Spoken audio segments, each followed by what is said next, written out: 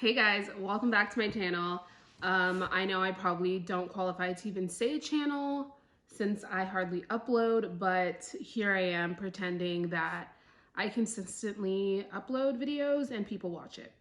So in today's video, I'm gonna tell you how I landed my dream job in the ICU as a new grad nurse, give you tips and tricks about looking for a job, going through the whole process, how to prepare, resume, everything you name it. I'm gonna walk you through everything that I did and things that I learned along the way. So my first tip of advice and kind of how I started my job search journey is hiring events and career fairs. Nursing schools will put on a hiring event or a career fair to kind of get the ball rolling for a lot of students in terms of talking about the job search, what hospitals are looking for when they're hiring. And it really gives you an opportunity to be in a professional environment without having to do a lot of the groundwork to get there. So my school put on a career fair about 3 months prior to my graduation, and this was prime time since a lot of hospitals, at least in Chicago, were actually starting to hire people and starting to look to start scheduling interviews and shadowing experiences. So prior to this event, I had no clue that hospitals actually hired this early. So this is why I really encourage attending a career event, or if your school doesn't put on anything like that in particular, they tend to have career advisement or some sort of office that helps in advancing your career post-graduation. So definitely use that resource. They're usually always free, and these people are trained and always excited to help you since most people don't utilize them. My school had a few hospital managers and hiring managers attend the event. So not only did this provide for a panel where they kind of spoke on their specific culture of their hospital or the different units they provide, but this also provided for the students to ask questions about what do you look for in your new grads? Do you discourage new grads in certain units, or what do you offer in terms of residencies or programs for new grads? So this was really important. They also had a panel of new grad nurses who were anywhere from just graduating to 6 months to 12 years of experience, 12 months of experience on the floor. So this was really nice. We got to talk to them about the NCLEX, about how they enjoy their current life and their work balance, and just any tips and tricks they had for people who were about to go on the same journey as them. Another great thing about career events and hiring events is learning about networking and actually practicing it. So they gave us a lot of information on using LinkedIn, a lot of tips of what networking is and what it isn't. It was really helpful. I honestly, up until that point, didn't consider myself someone who networked or was in the headspace to do anything like that. So this was actually really helpful. The next type of event, so that was a career fair. Another type is a hiring event. So this one was really pivotal to the job I actually have now. And I got several emails from different hospitals doing this exact thing. So even if you don't live in Chicago, I'm sure other hospitals in your area are doing similar activities such as these. The only thing is sometimes it's hard to know when they're happening. So I went to school and I currently live in Chicago, so I get information for hospitals in my area. I don't hear anything about hospitals out of state or even like more than an hour away from where I live. So this is going to take a little bit more work to search for those hospitals, maybe making some phone calls, some emails, or just networking with people that you know, or other nursing students in other schools who can possibly forward you hiring events that their school is sending to them. That's a really big tip. A hiring event generally functions with a couple different specialties or different units. They have different, either the unit director or hiring manager, perhaps a recruitment coordinator come and they talk about the unit. So this is a great time to kind of sell yourself a little bit, but also have questions of interest that you have for the unit. So if you're interested in OB, maybe asking what's the relationship between the nurses and the residents and the attendings, everything, since they work closely together, similar to an ICU unit, asking how's that culture? What is that like for your nurses? Or if you're looking to be on a peds unit, asking, oh, okay, like what types of patients do you guys tend to see? Like, do you have a lot of trachs, or do you have a lot of respiratory, just kind of getting a feel for what that hospital sees, seeing if they have the kind of resources or the type of patient population you want to work with. This is also a good time to talk about nurse residencies, being that some hospitals do nurse residencies. It's usually a 12-month period, but some floors do extended orientations, and you perhaps want to know what that unit is doing particularly to support a new grad. Personally, this was super important to me. I was terrified going into new grad residency, considering everything that I was hearing about the nursing environment, everything that went on with COVID. That had been going on for years, but COVID kind of exposed it. So it was really important to me to go onto a unit, go into a hospital that actually cared. So ask questions. What's really important to you? Is it that you have resources to check in? Some units I spoke to had coaches. So every unit or every shift you had a coach to check in with every single shift for a certain period amount of time. And that stuff was not on the website. So then again, it's important to go in person or speak to someone directly, because you never know what might be offered. A big thing to know about a hiring event is to not limit yourself. My mom kept telling me, don't stop yourself from doing, an activity or getting or going to try something because you don't think you qualify, or you're not good enough, or you're not ready, or whatever it might be that you place on yourself as a limitation. And had I stuck to that, I would have missed out on this opportunity. I went and spoke to units I was particularly interested in and thought that I would be a good fit for, excluding the ICU, because I thought, I don't really know if I'm ready and I'm too afraid. Of course, there's a difference between knowing I'm not competent enough for something and the other aspect being, I think I might be just too afraid to go down this path because I might fail. Or I might not be as good as the next person, but it doesn't necessarily mean that I don't have the skill set or the knowledge or the ability to learn what I have to do.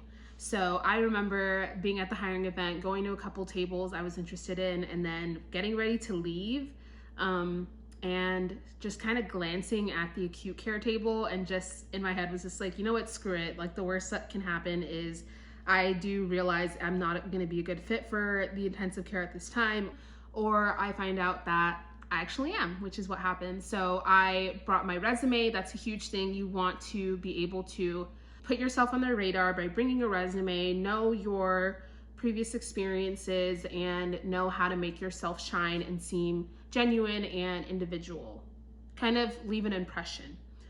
So I spoke with her, one of the ladies that was representing all the acute care units in the hospital, and she looked over my resume and she said, I actually think you'd be a great fit. Let me connect you with the specific ICU of your interest, which for me is the medical ICU. So from that, another big thing is being able to connect with recruitment. So a lot of hospitals have, I think it's called talent acquisition, but they're all recruiters. Essentially, their job is to get people to work for their hospital. So this is really awesome because they're dedicated to communicating and facilitating all these appointments that you are going to have if you're interviewing or shadowing or coming in for educational purposes. Of course, you want to be as honest as possible with recruitment. You want to let them know what type of unit you really like, what type of unit you don't. Recruitment is also a really excellent resource in terms of talking about benefits packages, what's the salary, what are the differentials. Differentials is just the difference in pay depending on day shift or night shift, weekend versus weekday, or different add-ons or bonuses that occur for picking up shifts at a certain time. Every hospital is different, but that's kind of the idea. I found that a lot of unit directors didn't know directly what the pay would be like, since that's really up to, I believe, HR, or not up to, but it's under their kind of umbrella of work to know about all these different benefit packages, again, like health packages and retirement plans. The unit directors have so many things on their plate. I don't really think that's something they're supposed to be concerned with. So just a tip is to ask your recruitment coordinators and just try to get as much information out of them as you can so that you can make the most informed choice when it comes down later on to pick a job. So if you get in contact with recruitment, or perhaps your hospital doesn't function with a recruitment acquisition office, maybe you're in contact directly with the unit director or another nurse, whatever it may be, hopefully you get the opportunity to interview and shadow. Shadowing is huge.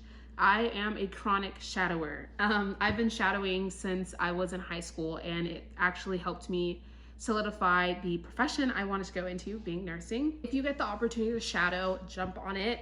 If your hospital doesn't advertise that, definitely ask and see if it's something that can be coordinated. And if they don't allow you, please instigate why. So obviously you do have to respect the laws of the hospital, or what they can allow. Sometimes it might be because the patient population is really ill, maybe there's COVID regulations. Sometimes there is quote unquote legitimate reasons that we can easily understand as to why we cannot. But if they don't allow you to shadow just because it almost seems like they don't want you to know what it's like, take that with caution. There really shouldn't be any reason why a hospital doesn't want you to make an informed decision. If a hospital doesn't want you to see what the unit is like, how the culture is like, that to me seems really suspicious.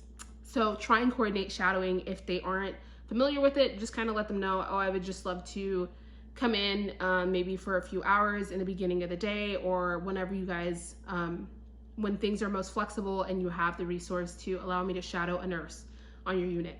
If you do go in for shadowing, I liked to go in with a few questions. One of my favorite was, what's something about your unit that you really love, and what's something that you wish to see change? Get a feel for the culture. Is this a place that I feel that I would thrive in? Do I feel like I could make friends with staff? Do I feel like I could lean on them? These are all questions that are really important. It can feel really intimidating to go in and feel like, well, I don't know exactly what I'm looking for. You do gain a better scope of what you would like to see with exposure, and talking to others about what the culture and what their experience truly is like. A big thing is also stopping by your unit manager or director's office after your shadowing experience.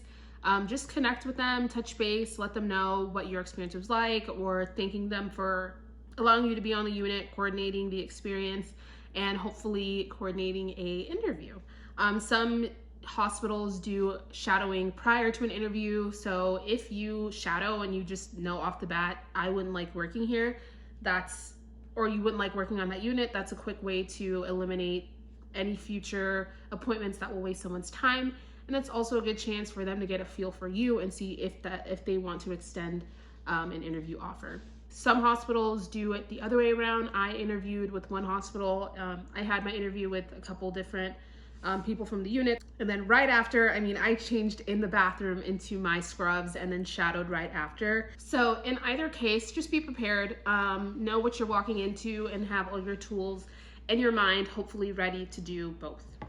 Then when it comes to interviews and building your resume, this obviously does take some time. You have to sit down with it and add all your experiences, making things up to date. When it comes to actually forming your resume, there's so many different applications you can use. You could just use Word. There's so many free options. I used Canva to make my resume, just to make it, of course, aesthetically pleasing without it being super convoluted and over the top ridiculous. By all means, simpler is better. However, I was able to make my resume and try and meet the two together. So I wanted something that was aesthetically nice to look at, not boring, and might stick with them a little bit, but also cuts to the chase and gets them to read the most important information. It lets them know what clinicals I was in, what experiences I have, maybe a few of my passions. So those are kind of things you can research. Talk to your career development department. That's a huge one. They can always help you with your resume. Another big thing I did was add references and letters of recommendation. So this is definitely not required. Honestly, I don't think any of the hospitals reached out to my references nor asked me for letters of recommendation, but this was one way that I felt I could differ myself from others, and that one, I was offering it to them off the bat, but it also puts up front that I have good resources that I feel can speak to my experience, people who have seen me grow throughout nursing school, and I'm confident for you to contact them. And then they also just had access to reference letters right there, from, you know, professors and instructors that were able to write me a strong letter of recommendation. Like I said, it's not necessary. This was just stuff I had done because I had either heard it through someone or researched it and thought it would be a good addition. And of course, when you're going in for your interview, what I did was I brought this folder.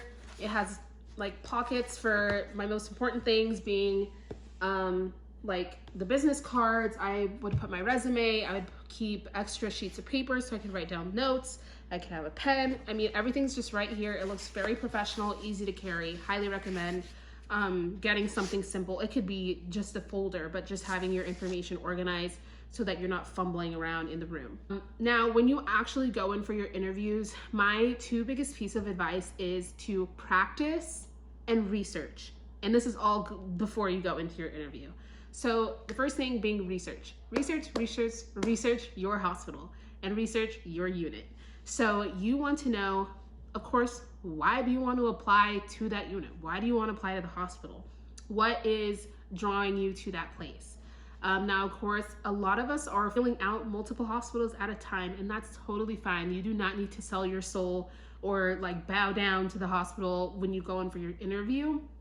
This is all to say that you should have some knowledge about what interests you for that interview. Like, why should we even be here if you don't actually care about what the hospital has to offer or what the unit can do for the patients and the population in the city? So, for example, I always looked up different awards that the hospital is given, accreditations, honors, acknowledgements, research that the hospital is doing, mission statements, goal statements, just getting an overall view. I always use the Notes app, or you can just use like Word doc or something, and just typed up basics. Like, you don't need to know everything about when it was founded and when each brick was laid. This is more of a general idea of what the hospital is committed to. A lot of hospitals use keywords, so they'll have stuff like, wow, my brain just blanked. They'll, you know, sometimes it's all about quality or treating the whole person, where we treat the whole spirit, where we, where we come first, or where you come, you know, something like that. So kind of know the culture and the general key terms to use in your interviews that shows them you have interest. Also could include stuff like unique awards or like nursing awards. So this could be like magnet recognized hospitals. So this can go a long way in an interview by being able to say, you know, I'm really interested in working for a magnet recognized hospital. I know hospitals with this award tend to have longer retention rate for their nurses, more satisfaction on the job, and better patient outcomes, and that's very important to me, blah, blah, blah. So that shows that you've done your research and you actually care to be looking at their specific hospital if they've obviously been given that award. If they haven't, then that's probably going to be pretty embarrassing. Another thing to research is the services on your specific unit. So of course, when you're talking to them for the first time, you know, if you haven't gotten the opportunity to go to a hiring event, or you weren't able to speak to someone about the unit itself, this could turn into a question instead of a research point. But in some instances, I was able to just go and look at the unit online, or have the information sent to me by the recruitment coordinator, and know what services that specific unit did. So you don't want to walk into an interview, say for a surgical unit, and be like, oh, I had no idea you guys did surgeries. Like, you know, you want to know what you're going in for, because these units want people who are invested, committed, and interested in that specific specialty, or, you know, those different services. So you'll know, and when I say services, this could be like surgical service, medical service, internal medicine service. So you want to know what type of patients you're going to be seeing, what doctors and advanced practitioners PAs, whatever, you name it, who you might be working with. If you aren't interested in a specific type of specialty, then don't work there. So that's why you want to know these things ahead of time. In your interviews, you can also do a little bit of researching before you come in so that you can ask questions about the resources for the staff and the new grad nurses, which I've kind of talked about a little bit. You want to know how they're supported, what are resources for wellness, for education, how do we check in, what do these kind of look like for a new grad on the floor. And then now, since we've kind of talked about research, it's the actual practice. So I cannot tell you enough how much practicing actually helped. A lot of the practice I got was active, being that I went to these different hiring events, or I was emailing, having phone calls with talent or unit directors, and I got to practice that professional language, how to talk about myself, how to transition, how to ask questions. But a big thing you can do, you don't even need to have access to those things or have those interactions. You can practice by yourself at home. I remember the day before my first interview, I practiced out loud and quickly caught mistakes I was making in my speech, or just things I was saying that they didn't make sense, or I didn't want to say. And it does help. I did find a big difference when I would actually go in for my interview. I kind of already had a script in my head.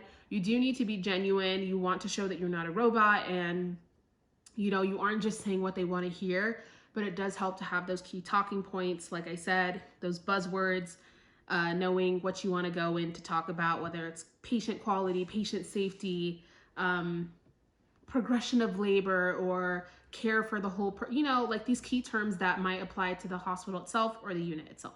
Another way to practice is doing practice questions. So you can easily look up on Google, like practice questions for a pediatric nurse or a peds ICU or oncology, acute care settings. You can find all these practice questions for free, and you can practice them out loud. Call a friend, practice with them. If you know someone else who's going to be interviewing for jobs, that's also a good person, since they are kind of in that same mindset with you. When you're going in, it can be very intimidating, and you might feel like you're going in for a nursing exam. The only type of, not difficult, but I would say most mimics a nursing school type question is a priority question. So being asked if you have, patient A, B, and C, and patient A needs to go to the restroom, patient B has labs that just got put in, and patient C has a doctor trying to talk to you. So you have to live action work through a priority question. In my experience, they've never been very difficult. And if you're fresh out of school, that kind of stuff is going to be in your head, ABCs or Maslow's hierarchy of needs, patient safety, and they will usually tell you there is no right or wrong answer. Usually there's a really wrong answer, being like, oh, I would just yell at the patient in room A and tell them to sit down, and I would call the doctor and be like, leave me alone, I'm too busy. Those are clearly wrong answers, but they are just trying to see where you're at in terms of your prioritization skills, maybe what ways you would utilize your staff, how do you communicate. So that could be, if I can, I'm going to ask a UAP or any assistive person, are you able to help the patient in room A if that's appropriate, or perhaps leaving a note for the doctor and saying, asking, is this urgent? If not, am I able to call you back in 15 minutes? That type of thing. I've also had them follow up a question with a family super frustrated that you didn't come in the room on time. How do you address their concerns? So practicing that is definitely important, because when you're put on the spot, even if you know how to respond, sometimes we fumble the bag. I think the biggest thing to know when it comes to questions is they're just looking to see if you are not a walking red flag. So if you're going to say something incredibly ridiculous that is not appropriate for a nurse to do, say, or how to act, are you aligning with kind of the nursing core, and are you focused on patient safety, and are you good on a team? A huge word is teamwork in interviews. And they're looking to see if you're a good fit for the unit, and that's also what you're trying to see. Do you identify with a lot of the projects on the unit or the core goals of the unit? Are you even interested in the specialty itself, like the patient population? So just keep that in mind. It kind of goes both ways. Then towards the end of your interview, of course, always have questions for the interviewer, whether that's how would you describe, it could be something simple. So it could be like, how would you describe the unit culture? How has your unit been impacted from COVID? How have the nurses been supported during that time? How did management respond to a lot of the stress and the pressures put on by a lot of these political movements? Obviously, don't get too intense with that, but it's just an idea of, or it's just trying to get at, how did the management respond? How did the hospital support the nurses on your unit? Since burnout and all of that is legitimate, it is real, and a lot of nurses have suffered from that, and you want to know you're walking into a place that is doing something about it. Another big one I like to ask was, how does management respond to mistakes? We're gonna make mistakes, even though I always heard that. I was like, nah, like, okay, like, sure, but you want to know how they are going to act. So you want to know, oh, is it a super punitive process, or are you guys helping us walk through the mistakes that we've made? Is there a fear culture around reporting a mistake? The last thing you want to feel is like, oh my gosh, I cannot make a mistake on this unit, because it instills a lot of fear and probably causes more mistakes. You can also ask questions about, how have other new grads succeeded in your residency program on this unit? What's the retention like for the new grads, for the nurses, the other nurses on the unit? My favorite one to kind of wrap everything up in the end of an interview is asking, is there anything on my resume or anything that we've discussed today that has instilled any concern or hesitation in hiring me or considering me for this role?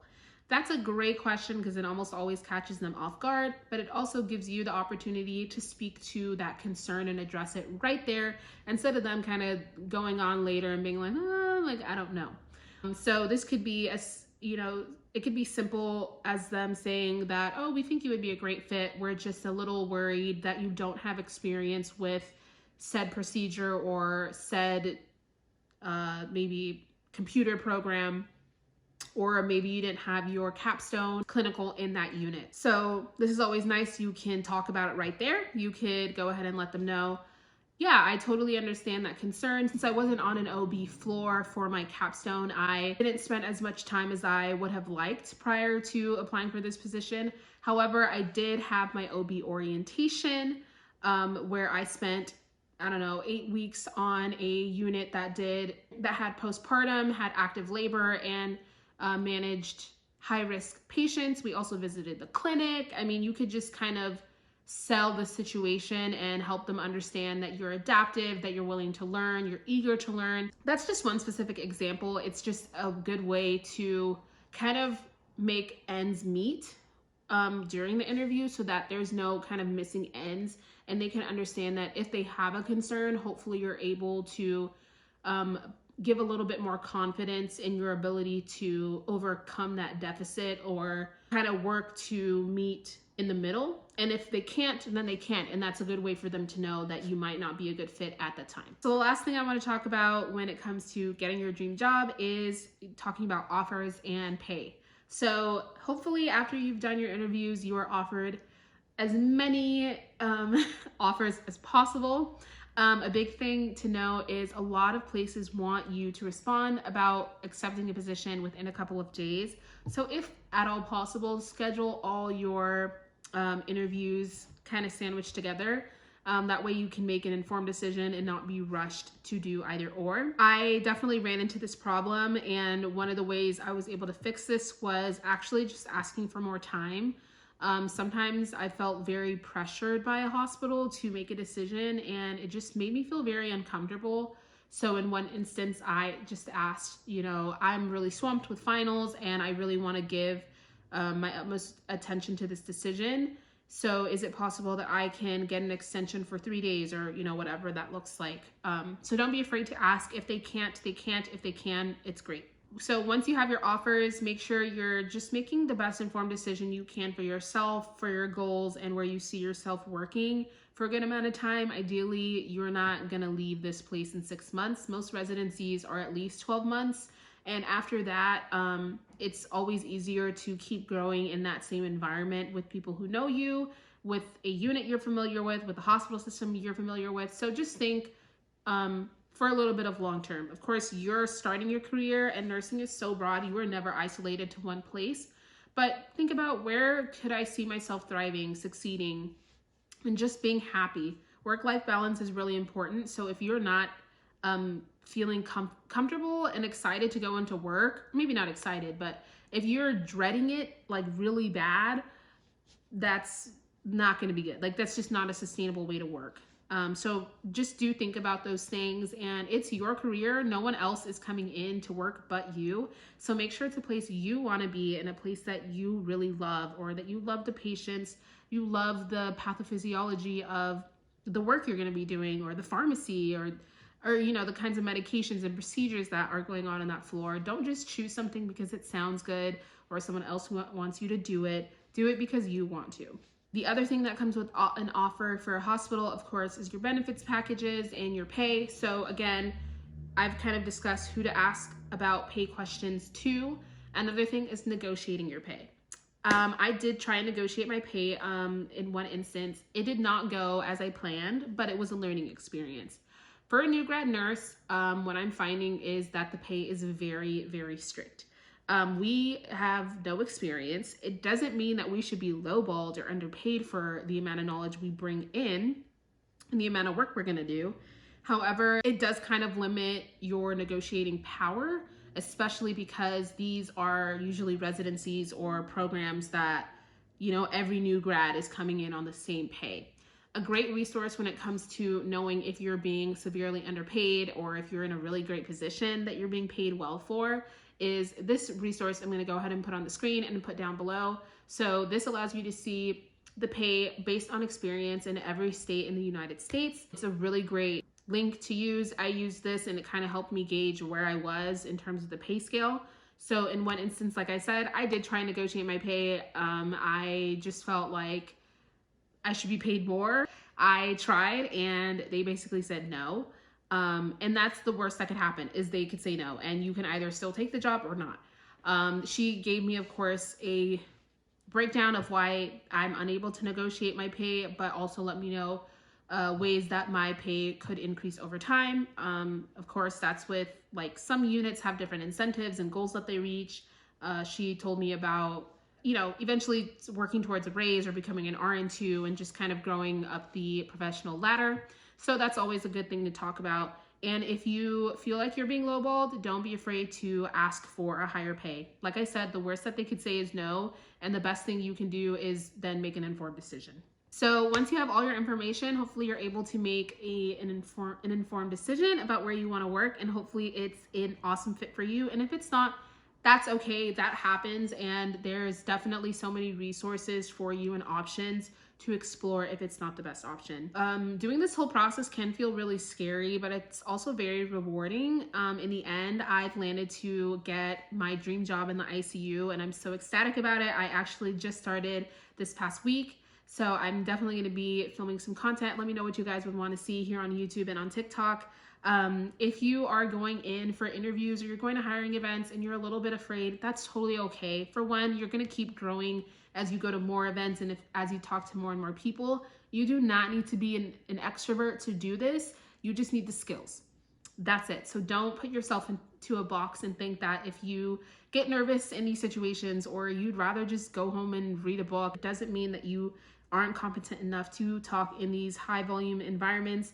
And you can most certainly set boundaries and limits for yourself to be healthy and happy as you go through this journey.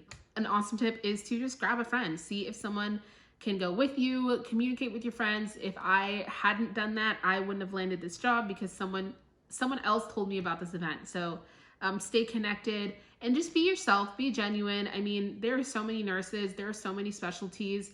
There's a place for all of us. So just, you know, show up for yourself, show up for your career, and you definitely will see great things happen. So that's pretty much everything that I have for you guys about doing job interviews and landing your dream position. Don't forget to follow me on all my social media platforms. I actually have this nursing jacket that I created myself. There are, I think, yeah, there's the 2022 and the 2023 version live on my Etsy shop. If you guys are interested in different years, please let me know. I'm happy to create them. I love this jacket. I wear it all the time, honestly, obnoxiously so. But yeah, shop my Etsy shop. There's tons of goodies on there. Follow me on Instagram, TikTok. I'm hoping to make more content for you guys. for the 3 people who watch my videos, but it's always a pleasure. So I'll see you guys in the next one.